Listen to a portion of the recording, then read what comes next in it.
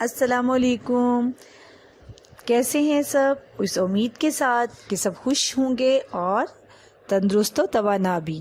تو بچوں، آج ہم ایک نئی سٹوری کے ساتھ آئے ہیں جس کا عنوان ہے جیت۔ سب بچے اسکول میں دوڑ کے لیے تیار تھے۔ مس سعدیہ نے میدان میں کھڑے سب بچوں سے پوچھا تو سب بچوں نے آگے سے کہا، جی ہم اپنے دوڑ کے لیے تیار ہیں۔ آج اسکول میں سالانہ کھیلوں کے مقابلے تھے اور سب بچے بہت خوش اور پرجوش تھے۔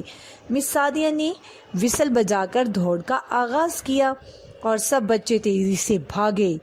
اس دوران عامر دوڑ میں دوسرے نمبر پر آیا اور اس کے دوست احمد کا پہلا انعام۔ احمد عامر کو مبارکباد دینے کے لیے آگے بڑھا، لیکن عامر غصے سے دوسری طرف چل پڑا۔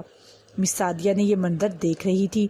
انہوں نے عامر کو اپنے پاس بلایا اور ان سے کہا، بیٹا مقابلے میں حصہ لینا ہی بہت اہم ہے۔ کون جیتا کون ہارا یہ اہم نہیں، اگر تم خوشی سے اپنے دوست کو مبارکباد دو گے تو تمہاری بھی جیت ہوگی۔ عامر مس سعدیہ کی بات سن کر شرمندہ ہوا اور اپنی جماعت میں چلا گیا۔